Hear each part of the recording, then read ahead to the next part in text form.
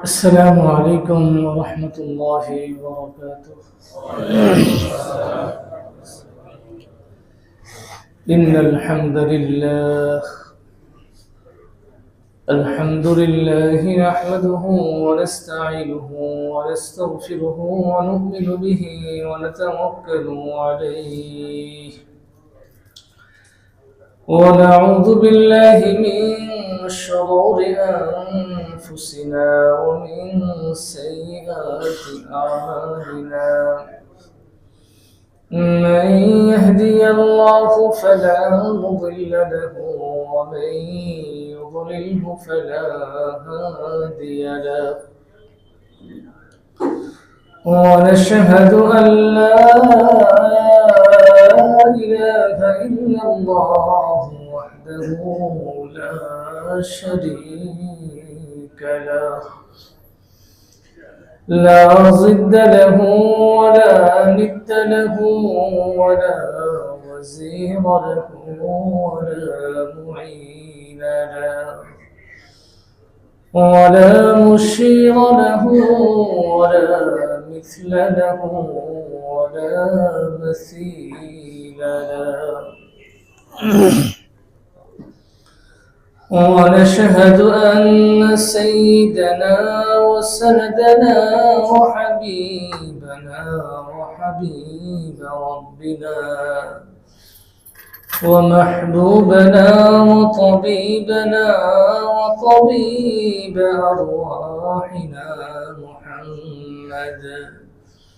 محمدا عبد الله ورسوله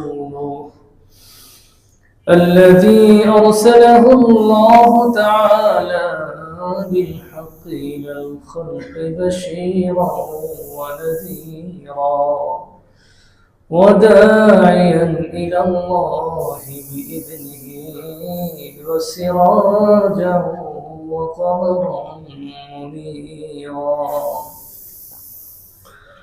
أما بعد فقد قال الله تبارك وتعالى في كلامه المجيد وفرقانه الحميد. أعوذ بالله من الشيطان الرجيم. بسم الله الرحمن الرحيم. إن تجتنبوا كبائر ما تنهون عنه نكفر عنكم سيئاتكم وندخلكم مدخلا كريما.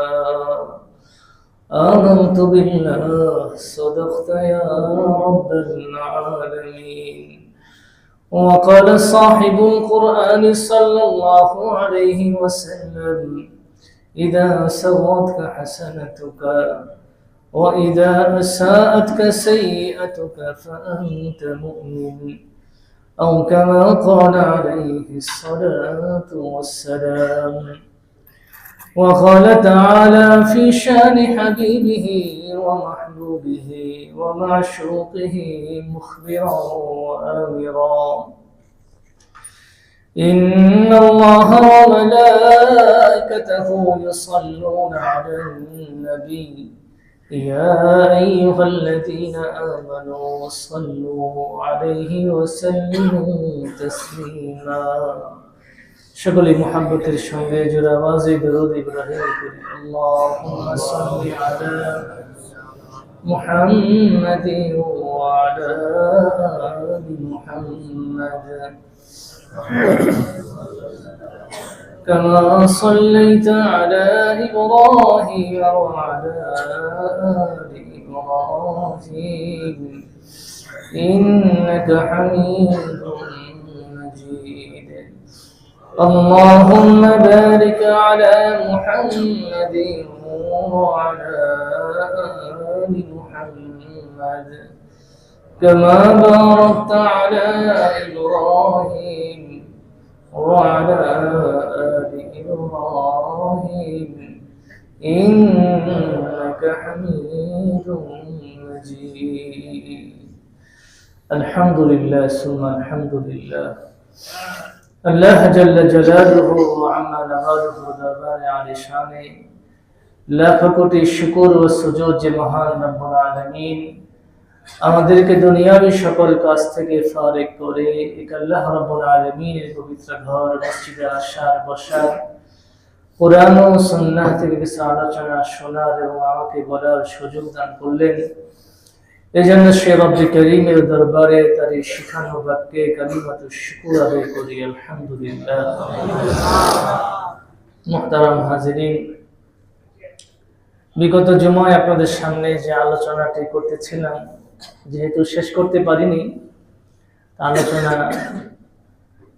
শেষ করার জন্য এই বিষয়টাই আমি সামনে রেখেছি। প্রাসঙ্গিক কিছু আলোচনা হয়তো শেষের দিকে আসবে।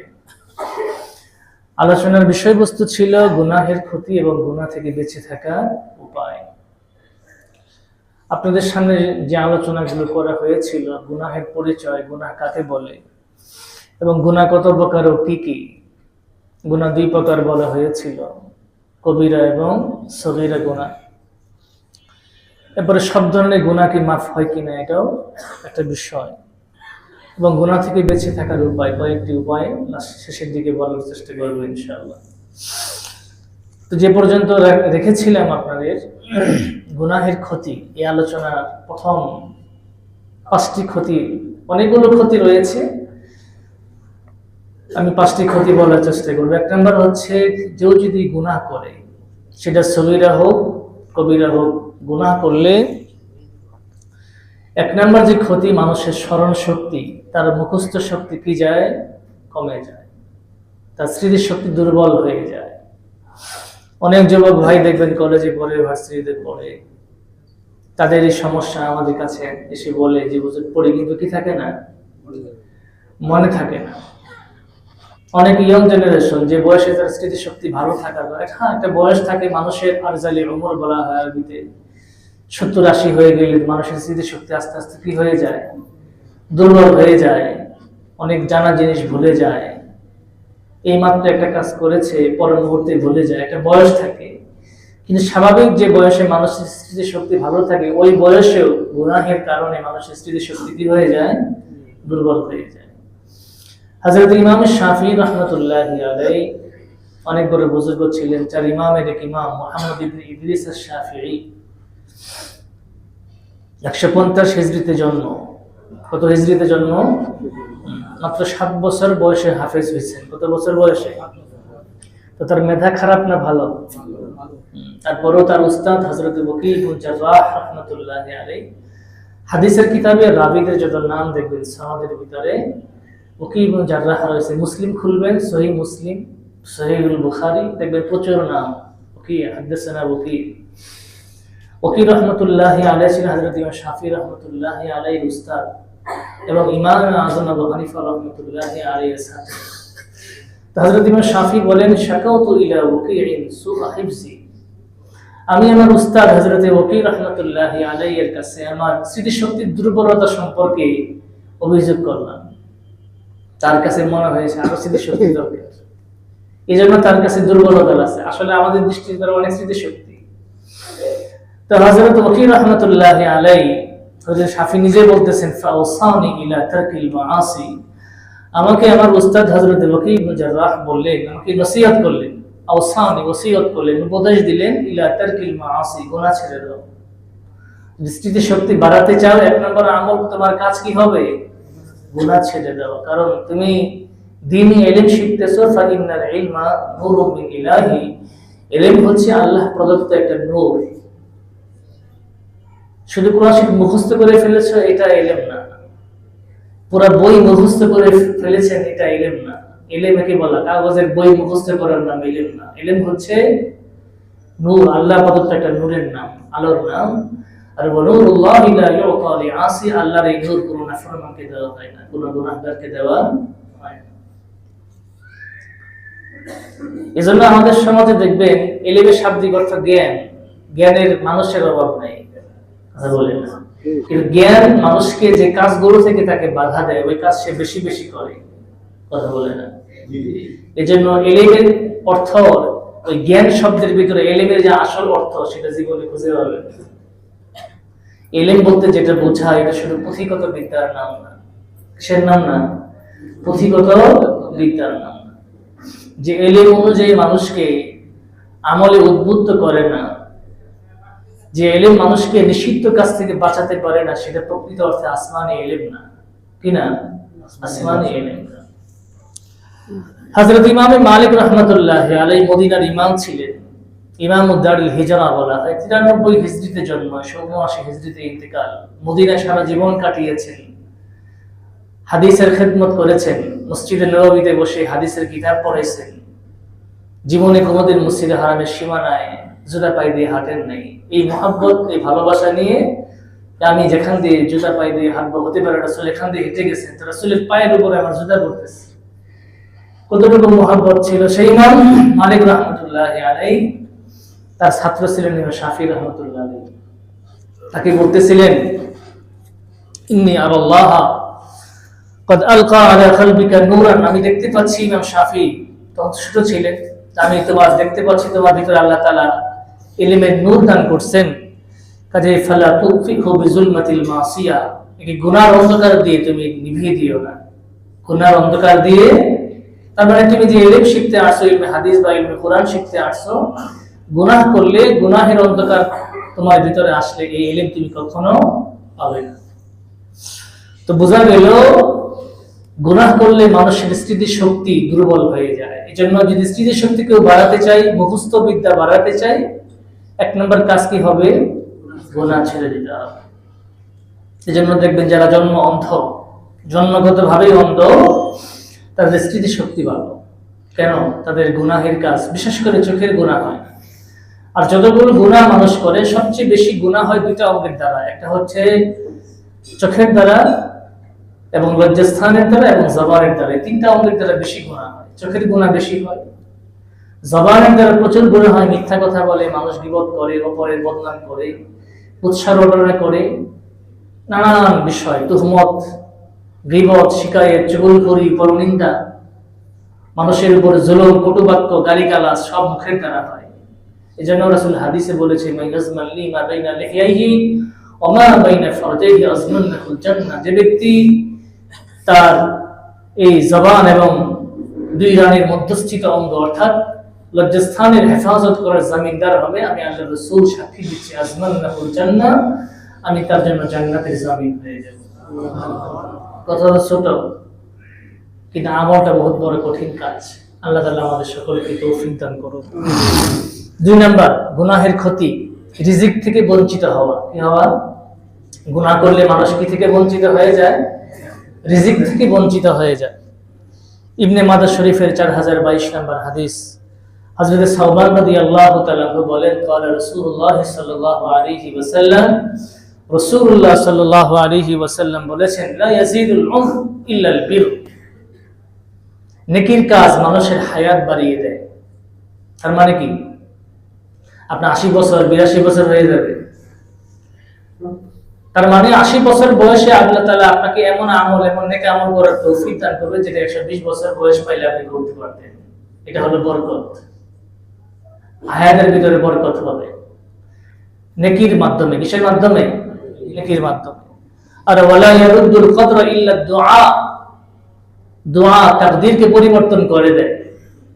তাকদীর 2 রকম, তাকদীরে মুআল্লাক, তাকদীরে মুবরাম।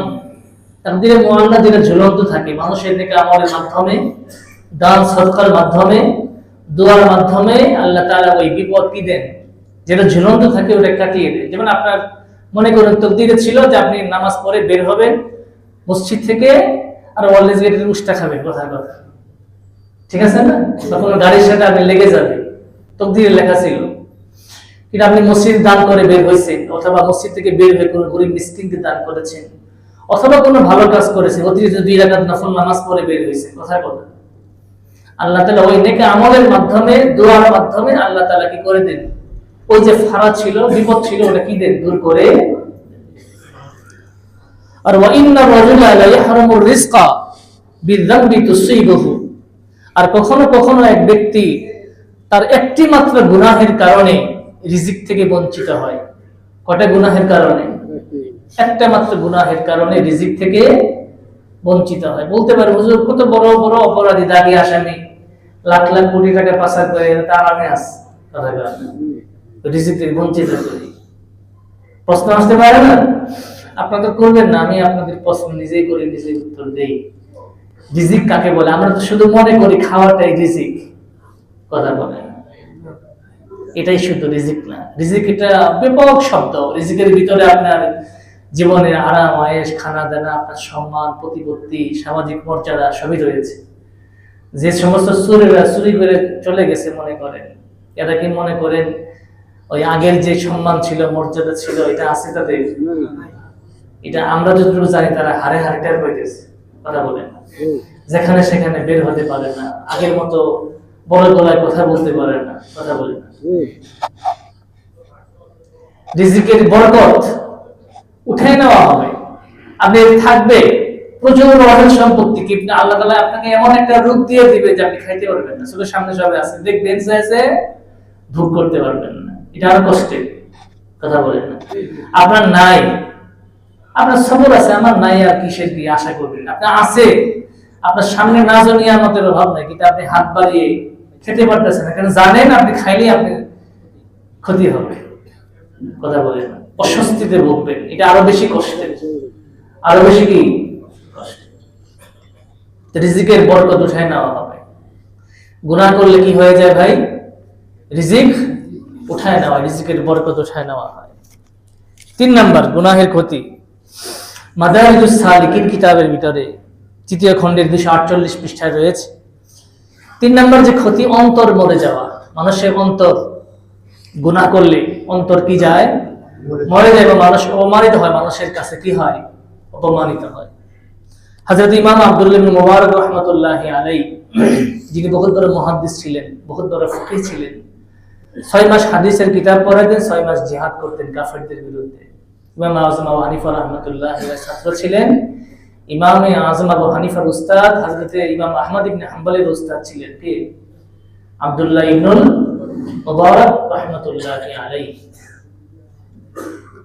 হযরত আব্দুল মুবারক রাহমাতুল্লাহি আলাইহি বলেন, রাআইতুজ যুনুবা তুমিতুল কুলুব, আমি মনে করি যে পাপ রাশি, মানুষের গুনাহগুলো তুমিতুল কুলুবা, অন্তরকে মৃত বানিয়ে দেয়। কি দেয়? অন্তরকে মৃত বানিয়ে দেয়। আমি বলতে পারি হুজুর অন্তর মরে যায় কিভাবে? জিন্দা আমরা তো বুঝি না কিছু। হাদিসে উদাহরণ দেওয়া হয়েছে, মাসালুল লাযী ইয়াযকুরু রাব্বা ওয়াল লাযী লা ইয়াযকুরু রাব্বা মাসালুল হাইয়্যি ওয়াল মাইয়িত, যে ব্যক্তি আল্লাহর জিকির করে আর যে আল্লাহর জিকির করে না, তার দৃষ্টান্ত দেওয়া হয়েছে যে আল্লাহর জিকির করে তার দিল জিন্দা, আর যে আল্লাহর জিকির করে না তার দিল মুর্দা। তার দিল কি?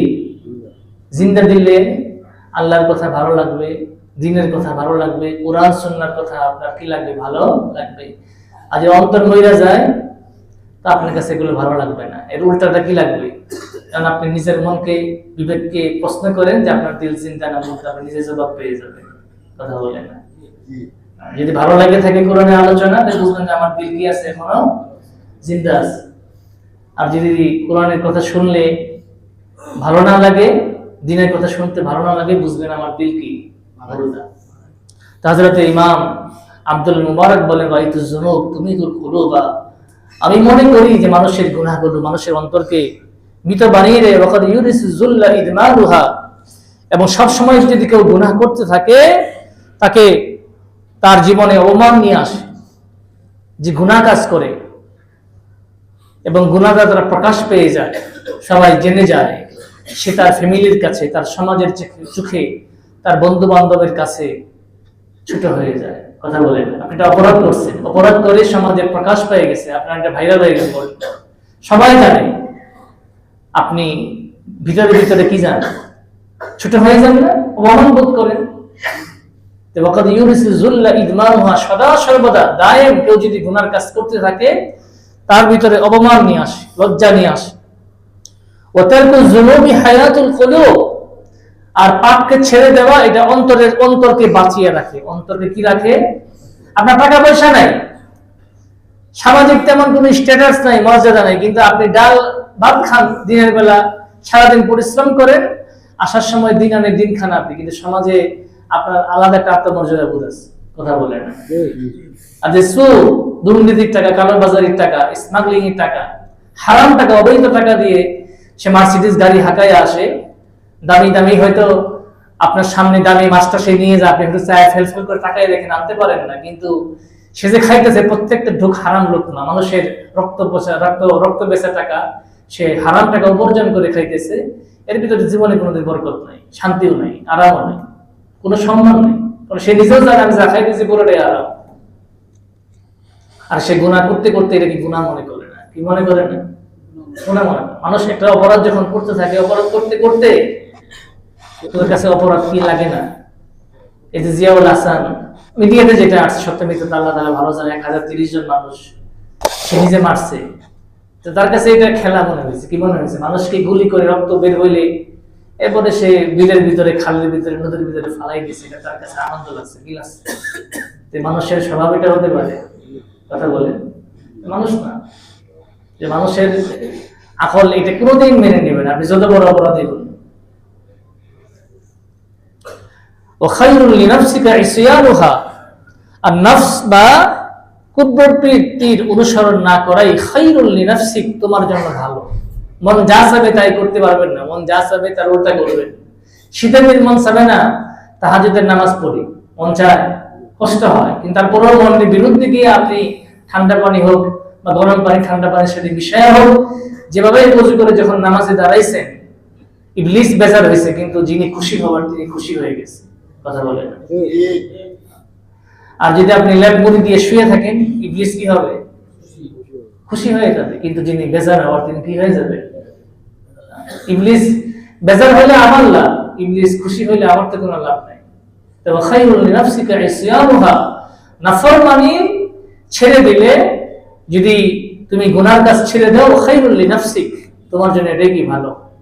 তো 3 নাম্বার গুনাহের ক্ষতি কি? গুনার কাজ করলে মানুষের অন্তর কি যায়? মরে যায়।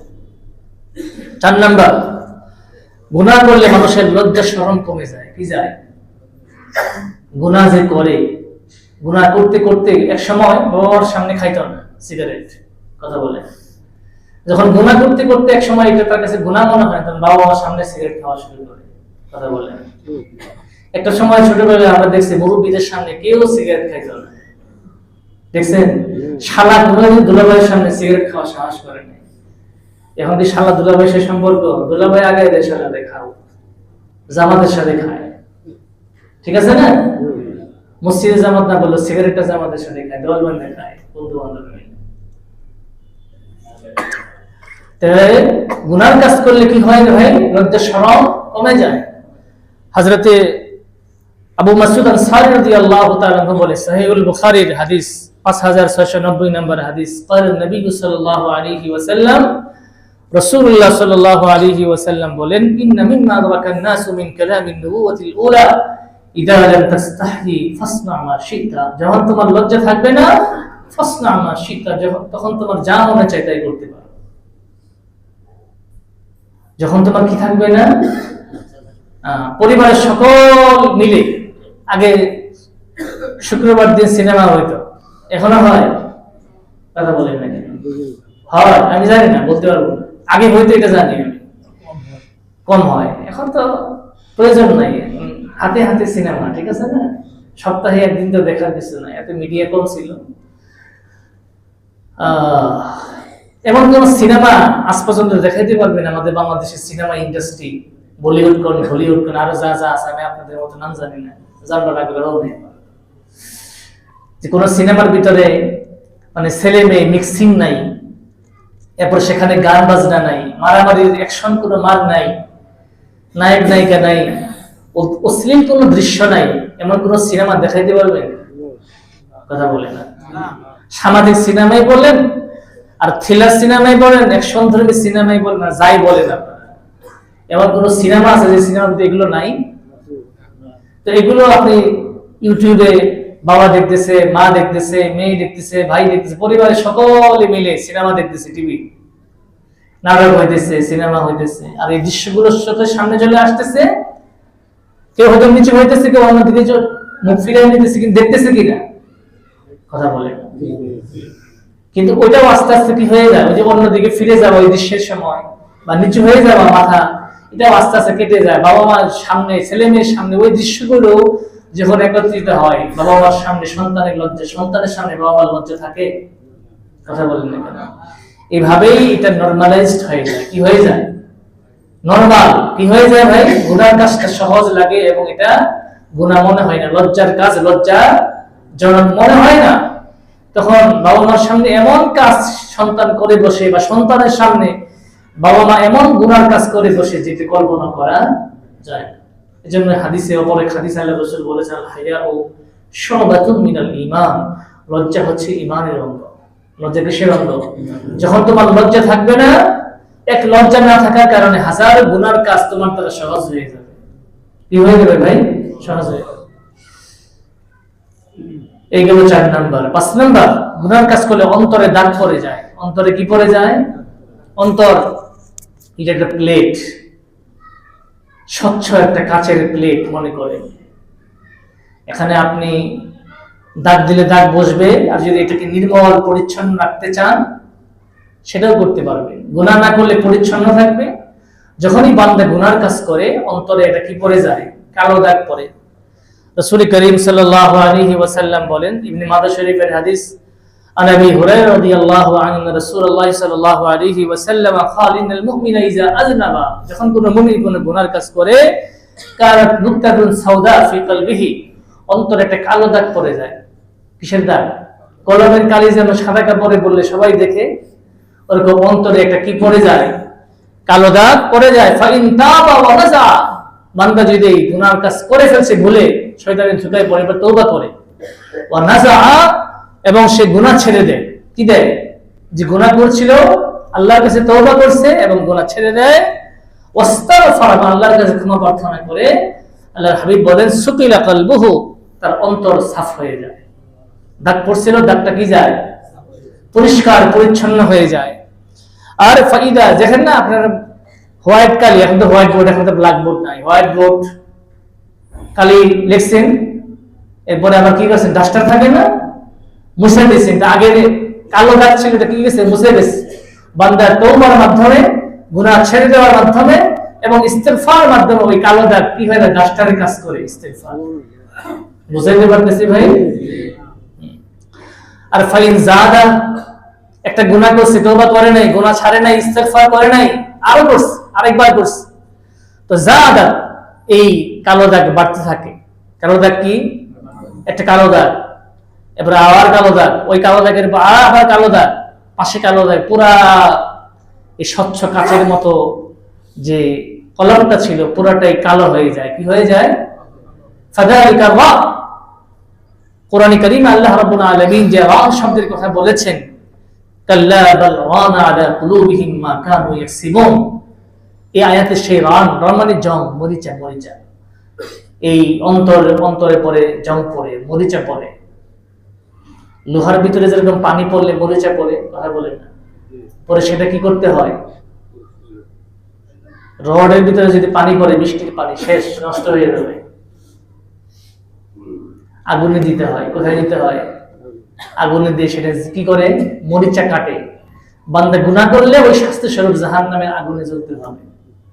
কথা বলেন না, কথা বুঝাইতে পারতেছি ভাই?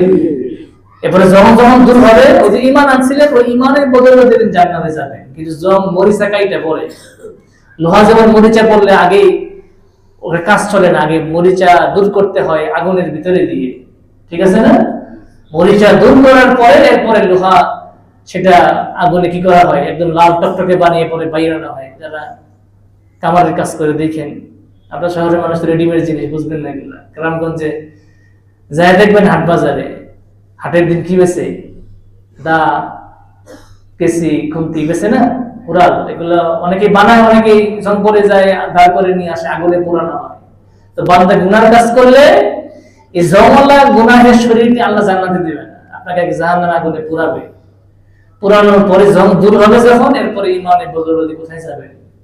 জান্নাত। তো গুনাহ করা যাবে? কবিরা গুনাহ, সগীরা গুনাহ, পুরো গুনাহ করা যাবে না। গুনাহ তো গুনাহ, গুনাহ গুনাহ, গুনাহ যত ছোট হোক সেটা গুনাহ। আর নেকা আমল যেটা যত ছোটই হোক সেটা কি ভাই নেকা আমল। ছোট্ট ছোট নেকা আমলের মাধ্যমে আল্লাহ তাআলা অনেক পাপী বান্দাকে আল্লাহ তাআলা জান্নাতের ফয়সালা করবেন।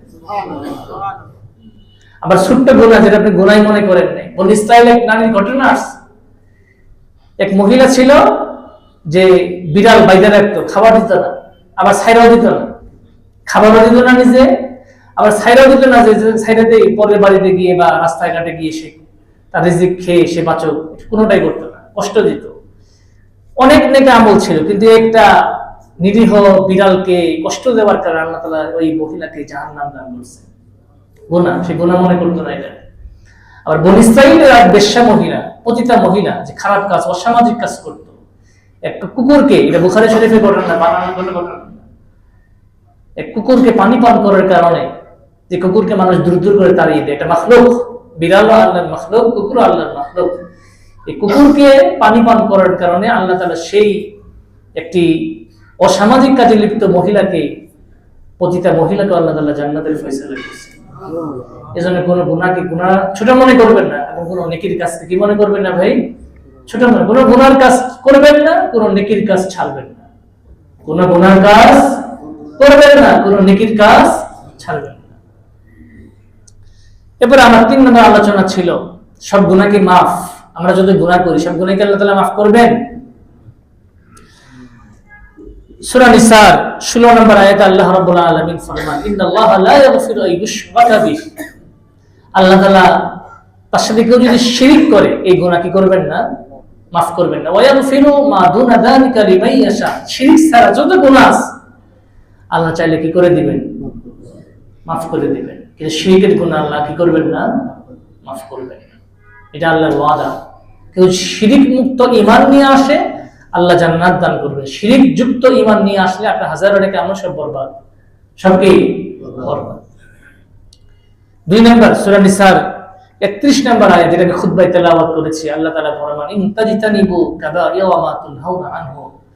যদি তোমরা ওই সকল গুনাহ, যে সকল গুনাহ থেকে তোমাদেরকে নিষেধ করা হয়েছে, মানে কবিরা গুনাহ, এই সকল কবিরা গুনাহ থেকে যদি তোমরা বেঁচে থাকো, কি থাকো, যদি কবিরা গুনাহ থেকে বেঁচে থাকো, নুকাফির আনকুম সাইয়্যাতিকুম, আমি তোমাদের ছোট ছোট যে পাপগুলো করো তোমরা, সগীরা গুনাহ হয়ে যায় তোমাদের অজান্তে অনিচ্ছায়, সেগুলো আমি এমনি মাফ করে দেব। ওয়ানুদখিলকুম মুদখালান কারীমা, এবং তোমাদেরকে আমি সম্মানজনক স্থানে প্রবেশ করাবো, তার মানে জান্নাতে প্রবেশ করাবো। শর্ত কি? কবিরা গুনাহ ছেড়ে দিতে হবে, করতে হবে। কবিরা গুনাহ ছেড়ে দেওয়ার মাধ্যমে আল্লাহ তাআলা ওয়াদা, আমি তোমাদের পাপ রাশি কি করে দিব, মিটিয়ে দিব। আমি আপনি যদি কবিরা গুনাহ ছেড়ে দিতে পারি, আল্লাহ তাআলা আমাদের ছোট গুনাহগুলো এমনি কি করে দিবেন, মাফ করে দিবেন। সগীরা গুনাহগুলো নেক আমলের মাধ্যমে এমনি কি হয়ে যায়, মাফ হয়ে যায়। কোরআনে কারীমের সূরাতুন নাজমের 32 নম্বর আয়াতে আল্লাহ রাব্বুল আলামিন ইরশাদ ফরমান, আল্লাযীনা ইয়াজতানিবুনা কাবাইরাল ইসমি ওয়াল ফাওয়াহিশা ইল্লা লামাম, যারা ইয়াজতানিবুনা কাবাইরাল ইসম, বড় বড় গুনাহ থেকে বেঁচে থাকে, মানে কবিরা গুনাহ থেকে বেঁচে থাকে, ওয়াল ফাওয়াহিশ, অশ্লীল কাজ থেকে, মন্দ গর্হিত কাজ থেকে বেঁচে থাকে, ইল্লা লামাম, হ্যাঁ ছোটখাটো ভুল অনিচ্ছায় হয়ে গেছে, ইচ্ছা করে গুনার কথা বলা হয় না, অনিচ্ছায় হয়ে গেছে, অজান্তে হয়ে গেছে, না জেনে হয়ে গেছে। ইন্না রাব্বাকা ওয়াসিউল মাগফিরা, নিশ্চয়ই তোমার রব ওয়াসিউল মাগফিরা, প্রচুর ক্ষমার অধিকারী, তিনি তার দিল অনেক দয়া। আল্লাহ রাব্বুল আলামিন এই নেকির মাধ্যমে, গুনাহ থেকে বেঁচে থাকার মাধ্যমে গুনাহ, সগীরা গুনাহগুলো নেকি করে দিবেন, মাফ করে দিবেন। শর্ত কি? কবিরা গুনাহ থেকে বেঁচে থাকতে হবে। খালি সগীরা গুনাহ করেন, কবিরা গুনাহ করতে থাকেন, আল্লাহ মাফ করবে? কবিরা গুনাহ মাফ হওয়ার জন্য তওবা শর্ত। কি শর্ত? এখন সগীরা গুনাহ যে আল্লাহ মাফ করে দেয়, দলিল কি? অনেকগুলো দলিল আছে। সহিহ মুসলিমের 445 নম্বর হাদিস, নবী হুরায়রা রাদিয়াল্লাহু আনহু, রাসূলুল্লাহ সাল্লাল্লাহু আলাইহি ওয়াসাল্লাম কানা ইয়াকুল, আস-সালাওয়াতুল খামস, 5 ওয়াক্ত নামাজ, ওয়াল জুমআতু ইলাল জুমআ, এই গত জুমা পড়ছি, আজকে জুমা পড়লাম, ও রমজান ইলা রমজান, এক রমজান থেকে আরেক রমজান, মুকাফফিরাতুন মা বাইনাহুন্না, মাঝখানে যত সগীরা গুনাহ আল্লাহ তাআলা মাফ করে দেন। সুবহানাল্লাহ। ফজর পড়ছেন, যোহর পড়ছেন, মাঝখানে সগীরা গুনাহ হয়েছে, কবিরা গুনাহ করেন নাই, আল্লাহ ওই সগীরা গুনাহগুলো যোহরের মাধ্যমে, ফজর থেকে যোহর পর্যন্ত যত সগীরা গুনাহগুলো সব মাফ করে দিবেন। সুবহানাল্লাহ। এরকম ওই প্রত্যেক নামাজের মাঝখানে এক জুমা থেকে আরেক জুমা, এক রমজান থেকে আরেক রমজান, যত সগীরা গুনাহ হয়েছে এক রমজান এসে আরেক রমজানের সগীরা গুনাহ কি করে দেয়? মাফ করে দেয়। শর্ত ইদা জিতানাবাল কাবাইর, শর্ত হচ্ছে যদি বান্দা কবিরা গুনাহ থেকে বেঁচে থাকে। কিন্তু প্রশ্ন হইল, আমরা কি আসলে কবিরা গুনাহ থেকে বেঁচে থাকি? কথা বলেন না কেন? ব্যস্ত এই জায়গাতে সগীরা গুনাহ করি কোনো সন্দেহ নাই, কিন্তু কবিরা গুনাহ যে করি এবং তওবা করি না, এটারও কি আছে? 100% না 99% আমরা কবিরা গুনাহ করি না ভাই? অনেক মানুষ কবিরা গুনাহ করতেছি কিন্তু জানি না এটা কবিরা গুনাহ, এটার খবর নাই আমাদের। অনেক হাদিস, মুসলিম শরীফের 436 নম্বর হাদিস, রাসূল করিম সাল্লাল্লাহু আলাইহি ওয়াসাল্লাম বলেন, মা মিন ইমরিইন মুসলিমিন তাহজুরুহু সালাতুন মাকতুবা, যখন কোনো মুসলমানের সামনে ফরজ নামাজ উপস্থিত হয়ে যায় আর ফায়ুহসিনু উযুআহা, সুন্দরভাবে ওযু করে, ও খুশুআহা ওয়া রুকুআহা, এবং সুন্দরভাবে রুকু সিজদা করে, ইল্লা কানাত কাফারাতুল লিমা ক্বাবলাহা মিনাজ যুনুব মা লাম ইউতি কাবীরা, তার আগে যদি বান্দা কোনো কবিরা গুনাহ না করে থাকে, আল্লাহ তাআলা এই নেক আমলের মাধ্যমে ওই সগীরা গুনাহগুলো কি করে দেন? মাফ করে। ওয়াযালিকা দাহরা কুল্লা, আর এই বিধান সর্বযুগেই সবসময় প্রযোজ্য। ওয়াযালিকা দাহরা কুল্লা। সূরা হুদের 14 নম্বর আয়াতে আল্লাহ রাব্বুল আলামিন ইরশাদ ফরমান, ইন্নাল হাসানাত ইযহিবনাস সাইয়্যাত, নিশ্চয় নেকির কাজ ইযহিবনাস সাইয়্যাত, মানুষের পাপ রাশিকে মিটিয়ে দেয়। নেকির কাজ করবে, আল্লাহ পাপ রাশি সগীরা গুনাহ কি করে দিবে? মিটিয়ে দিবে। এখন আসেন গুনাহ মাফের উপায়। আমার আলোচনা কিন্তু পয়েন্টে পয়েন্টে, বুঝতেছেন তো আপনারা? গুনাহ মাফের অনেকগুলো উপায় আছে। এক নম্বর উপায় হচ্ছে আল আমালুস সালেহ, নেক কাজ করা। কি কাজ করা? নেক কাজ করবেন, আল্লাহ তাআলা গুনাহ মাফ করবেন। দলিল সূরা আনকাবুতের 7 নম্বর আয়াতে আল্লাহ রাব্বুল আলামিন ইরশাদ ফরমান, আল্লাযীনা আমানু ওয়া আমিলুস সালিহাত, যারা ঈমান আনয়ন করেছে এবং নেক আমল করেছে, লানুকাফফিরান্না আনহুম সাইয়্যাতিহিম, আমি তাদের পাপ রাশিকে ক্ষমা করে দিব, আর ওয়ালা নাজজিয়ান্নাহুম আহসানাল্লাযী কানু ইয়ামালুন, বান্দা যে আমল করেছে তার চেয়ে উত্তম জাযা, উত্তম প্রতিফল আমি তাকে দান করব। সূরা মুহাম্মাদের 2 নম্বর আয়াত 26 পারার একদম 26 টা আয়াত পাবেন, ওয়াল্লাযীনা আমানু ওয়া আমিলুস সালিহাত, যারা ঈমান আনয়ন করেছে এবং নেক আমল করেছে, ওয়া আমানু বিমা নুজিলা আলা মুহাম্মাদ, এবং মুহাম্মদ সাল্লাল্লাহু আলাইহি ওয়াসাল্লামের প্রতি যা নাজিল হয়েছে তার উপর ঈমান আনয়ন করেছে, মানে পুরো 30 পারা কোরআনের উপর ঈমান আছে। ওহুয়াল হাক্কু মির রাব্বিহিম, আর এটা তার রবের পক্ষ থেকে সত্যবাণী, এটা যারা ঈমান আনয়ন করেছে আল্লাহর ওয়াদা, কাফফারা আনহুম সাইয়্যাতিহিম, আল্লাহ তাআলা তাদের পাপ রাশিগুলোকে মাফ করে দিবেন। শুধু তাই না, ওয়া আসলাহা বালাহুম, এবং তাদের অবস্থাকে আল্লাহ তাআলা সংশোধন করবে। কি করবেন? অবস্থাকে সংশোধন করে দিবে। আমলে সালেহ করলে গুনাহ মাফ এবং জান্নাতে প্রবেশ করার সুযোগ পাবে। একটা গুনাহ মাফ হবে, বা আল্লাহ তাআলা গুনাহ মাফ করে বান্দাকে কোথায় দান করবে? জান্নাত দান করবেন। সূরা তাগাবুনের 9 নম্বর আয়াত আল্লাহ রাব্বুল আলামিন ইরশাদ ফরমান, ওয়া মান ইউমিন বিল্লাহি ওয়া ইয়ামাল সালিহা, যে ব্যক্তি আল্লাহর প্রতি ঈমান আনয়ন করে এবং নেক আমল করে, ইউকাফির আনহু সাইয়্যাতিহি, আল্লাহ তাআলা তার পাপ রাশি ক্ষমা করে দেন, ওয়া ইদখিলহু জান্নাত, এবং তাকে এমন জান্নাত দান করবেন তাজরি মিন তাহতিহাল আনহার, যার তলদেশ দিয়ে নহরসমূহ প্রবাহিত হয়, খালিদিনা ফিহা আবাদা, তারা সেখানে চিরকাল বসবাস করবে। যালিকাল ফাওজুল আযীম, এটাই মহা সফলতা। জান্নাতে যেতে পারাটাই কি মহা সফলতা। আমলে সালেহ করলে আল্লাহ রাব্বুল আলামিন শুধু গুনাহ মাফ করবেন না, সম্মানজনক রিজিক দান করবেন। কি দান করবেন? রিজিক তো ভাই চুরি করেও খায়, কথা কেন? ওটাও তো রিজিক, কথা বলে না। ডাকাতি করেও খায়, আর একজন মানুষ হালাল উপায়ে ইনকাম করে সম্মানের সাথে খায়, পার্থক্য আছে না? আল্লাহ তাআলা কেউ যদি নেক আমল করে সম্মানজনক রিজিক দান করবেন। সূরা হজের 85 নম্বর আয়াত আল্লাহ রাব্বুল আলামিন ইরশাদ ফরমান, ফাল্লাযীনা আমানু ওয়া আমিলুস সালিহাত, যারা ঈমান আনয়ন করে এবং নেক আমল করে, লাহুম মাগফিরাহ, তাদের জন্য রয়েছে ক্ষমা, ওয়া রিজকুন কারীম, এবং সম্মানজনক রিজিক। 2 নম্বর উপায় আলোচনা চলতেছে কোন বিষয়ে? গুনাহ মাফের উপায়। 1 নম্বর উপায় কি? আমলে সালেহ করা, নেক আমল করা। 2 নম্বর উপায় তাকওয়া অবলম্বন করা। কি অবলম্বন করা? তাকওয়া অবলম্বন করলে আল্লাহ তাআলা বান্দার গুনাহ মাফ করে দিবেন। দলিল সূরা মাইদার 65 নম্বর আয়াত 9 পারা 2 পৃষ্ঠা পাবেন। ওয়ালাউ আন্না আহলুল কিতাব আমানু ওয়াত্তাকাও, যদি আহলে কিতাব তারা ঈমান করত এবং ওয়াত্তাকাও আল্লাহকে ভয় করে চলতো, তাকওয়া অবলম্বন করত, লাকাফফারনা আনহুম সাইয়্যাতিহিম, আমি তাদের পাপরাশি কি করে দিতাম, ক্ষমা করে দিতাম। ওয়ালা আদখালনাহুম জান্নাতিন নাঈম, শুধু তাই না, তাদেরকে আমি নিয়ামতে ভরা জান্নাতে প্রবেশ করাতাম।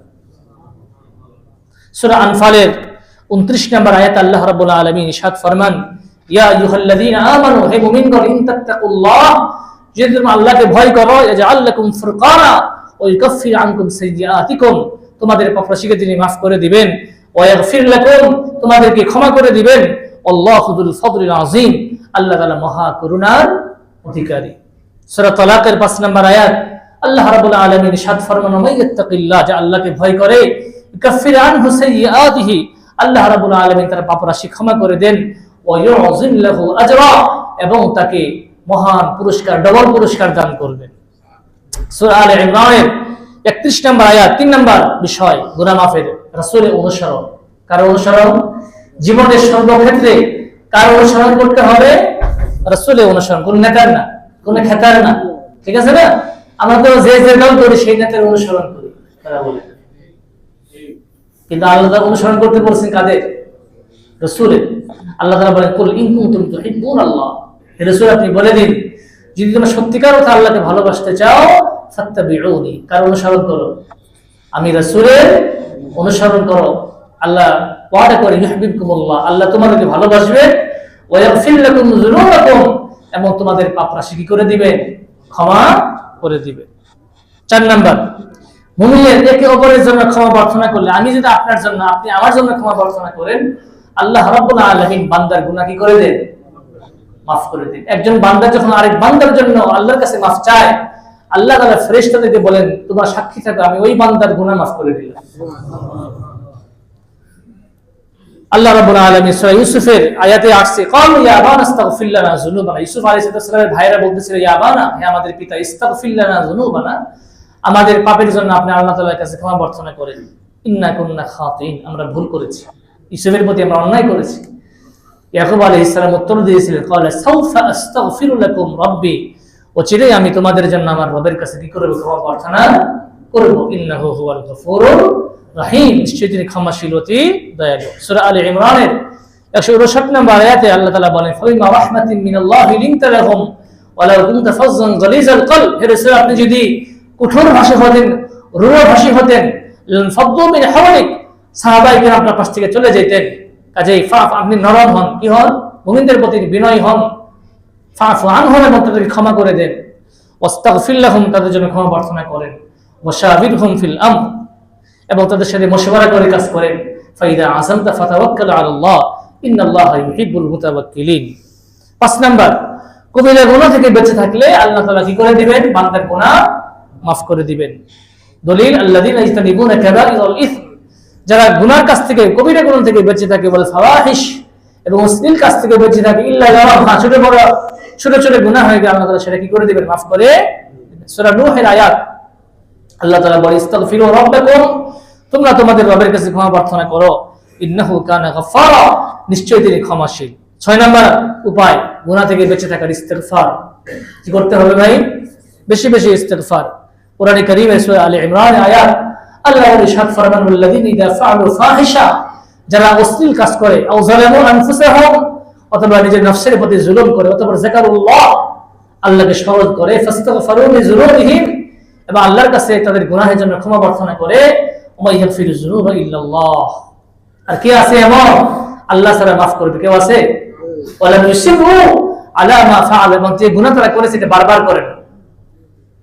আল্লাহ তাআলা পুরস্কার ঘোষণা করছেন, উলাইকা জাযাউহুম মাগফিরাতুম মিন রাব্বিহিম, তাদের রবের পক্ষ থেকে রয়েছে ক্ষমা, জাযা হিসাবে তাদের জন্য রয়েছে ক্ষমা, ওয়া জান্নাতুন তাজরি মিন তাহতিহাল আনহার, এবং এমন জান্নাত যার তলদেশ দিয়ে নহরসমূহ প্রবাহিত হয়, খালিদিনা ফিহা, তারা সেখানে চিরকাল বসবাস করবে। নি'মা আজরুল আমিলিন, আমলকারীদের আজর এবং পুরস্কার কতই না উত্তম। ইস্তিগফার করলে আল্লাহ তাআলা শাস্তি হটায় নেন। যেখানে রাসূল যখন মক্কায় ছিল, মক্কার কাফেরদের পর্যন্ত যুদ্ধ হয়নি, যুদ্ধ হয়েছে রাসূল ছিলেন এজন্য। মক্কা থেকে মদিনায় হিজরত করেছেন, আল্লাহ তাআলা বদরের যুদ্ধের হুকুম করছেন।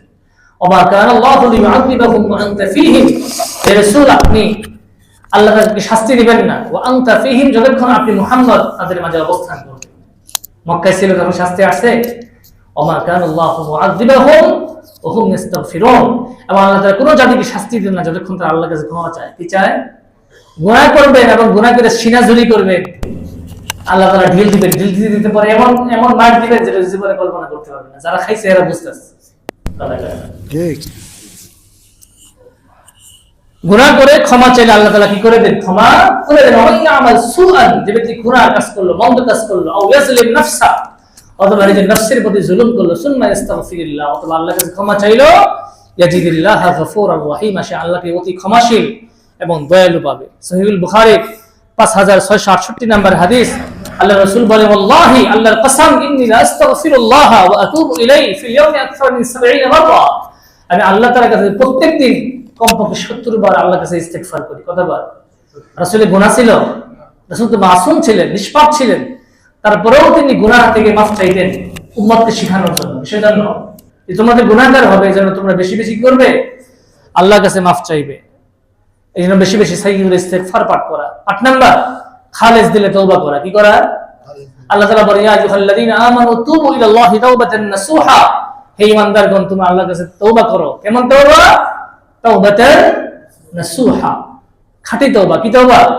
ও বিলাই তওবা না, বিলাই তওবা বুঝেন? হ্যাঁ, দেখবেন আপনি কি রাখছেন, দুধ রাখছেন, দুধ খাইছে, দুধ খাইয়া বাড়ি খাইছে, ঠিক আছে না, মনে করে তওবা করছে জিন্দেগিতে দুধ খাবো না, ঠিক আছে না, ওই ঘাসের ভিতরে পাকার ভিতরে ঠোঁটটা মুছে দিয়ে আবার পরক্ষণে আবার দুধ পাইছে, আবার ঝাপাই পড়ছে, বিলাই তওবা। তওবা ভুলে যায় সে, কি যায়? আমার তওবা যেন আপনার বিলাই তওবা না হয়, কিনারা তওবা। কথা বুঝাইতে পারতেছি ভাই? তওবা মানে তো খালেস দিলে তওবা করার অর্থ হচ্ছে আল্লাহর কাছে ফিরে আসবেন, আপনি গুনার কাজ ছেড়ে দিবেন, অনুতপ্ত হবেন আল্লাহর কাছে, ওই গুনাহ ছেড়ে দিবেন, বান্দার হক হলে বান্দার প্রাপ্য বুঝিয়ে দিবেন, আল্লাহর কাছে গুনাহ করলে আল্লাহর কাছে কি চাবেন? মাফ চাবেন। প্রত্যেক বনি আদমই গুনাহগার, কুল্লু বনি আদম খাত্তাউন ওয়া খায়রুল খাত্তাইনা তাওয়াবুন, প্রত্যেক বনি আদমই গুনাহগার, কিন্তু সর্বোত্তম গুনাহগার হচ্ছে আল্লাহর কাছে যে তওবা করে। কি করে? আল্লাহর কাছে যে তওবা করে। তার আজকে আলোচনার মূল বিষয় ছিল গুনাহ করলে 5টা ক্ষতি। কয়টা ক্ষতি? এরপরে গুনাহ কি সবগুলো মাফ? শিরক মাফ হবে না। আপনি যদি তওবা করেন কবিরা গুনাহ মাফ হবে, আর তওবা না করে আপনি যদি শুধু কবিরা গুনাহ ছেড়ে দেন, আল্লাহ তাআলা সগীরা গুনাহ কি করে দিবেন? মাফ করে দিবেন। এরপর 3 নম্বর আলোচনা ছিল গুনাহ মাফের 8টা উপায়। কয়টা উপায়? 8টা উপায় আলোচনা করলাম। আরেকটি বিষয়, সামনে 31 ডিসেম্বর আসলে আমরা কি করি? 31st নাইট করি, কথা বলে না? করি কিনা ভাই? শরীয়তে এটা এলাও করে? এলাও করে। আল্লাহ তাআলা বলেন, ইয়া আইয়ুহাল্লাযীনা আমানু লা তাত্তাখিযুল ইয়াহুদা ওয়ান নাসারা আউলিয়া, হে মুমিনগণ, তোমরা ইহুদি নাসারাদেরকে বন্ধু বানিও না। এই যে কালচার, এটা আমাদের মুসলিমদের কালচার না, ইহুদি নাসারাদের কালচার। বা'দুহুম আউলিয়া ওয়া বা'দ, তারা একে অপরের বন্ধু, তারা কখনো আমাদের বন্ধু নয়, অতীতেও ছিল না, এখনো নাই, কিয়ামত পর্যন্ত তারা বন্ধু হবে না আমাদের। ওয়া মান ইয়াতাওয়াল্লাহু মিনকুম ফাইন্নাহু মিনহুম ইন্নাল্লাহা লা ইয়াহদিল কওমাজ জালিমিন। রাসূল হাদিসে বলেন, আবু দাউদ শরীফের হাদিস, মান তাশাব্বাহা বিকওমিন, যে ব্যক্তি যে জাতির সাথে সাদৃশ্য রাখে, ফাহুয়া মিনহুম, সে তাদের দলভুক্ত। আপনি মুসলমানের সন্তান হয়েও যদি আপনার কাছে 31st নাইট উদযাপন করাটাকে এটা আপনি গুনার কাজ মনে না করে, বরং নিজেদের কালচার মনে করেন, ঈমান থাকবে না। কি থাকবে না? হাদিসের দৃষ্টিকোণ থেকে ঈমান থাকবে না, আপনি তাদের দলভুক্ত হয়ে যাবেন। বলতে হুজুর নামাজ পড়ি, আমার কালিমা মুখস্থ আছে, সবই ঠিক আছে।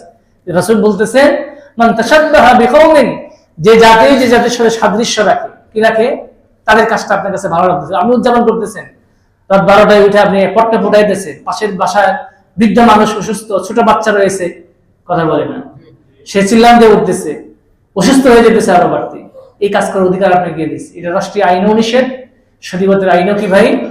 আমরা যেন পট্টা না ফুটাই, নিজেরাও ফুটাবো না, আমাদের সন্তানদের অধীনস্থ তাদেরকে ওই কাজ করতে কি করবো? বারণ করবো। পারবো না ইনশাআল্লাহ ভাই? আর যেহেতু রজব মাস শুরু হয়েছে, আল্লাহ রাসূল সাল্লাল্লাহু আলাইহি ওয়াসাল্লাম রজব মাস আসলে রমজানের প্রস্তুতির জন্য একটা দোয়া করতেন, আল্লাহুম্মা বারিক লানা ফি রজব ওয়া শাবান ওয়া বাল্লিগনা রমাযান। হে আল্লাহ, আমাদের কে রজব এবং শাবানে বরকত দান করো এবং আমাদের হায়াতকে রমজান পর্যন্ত পৌঁছিয়ে দাও। আল্লাহ রাব্বুল আলামিন আমাদের সকলকে গুনাহ থেকে বেঁচে থাকা এবং গুনাহ মুক্ত জীবন যাপন করার তৌফিক দান করুন, এবং বিজাতীয় সকল সংস্কৃতি থেকে বেঁচে থেকে আমাদের দেশ এবং জাতিকে আল্লাহ তাআলা হেফাজত করুন। আমিন। ওয়া আখিরু দাওয়ানা আলহামদুলিল্লাহি রাব্বিল আলামিন।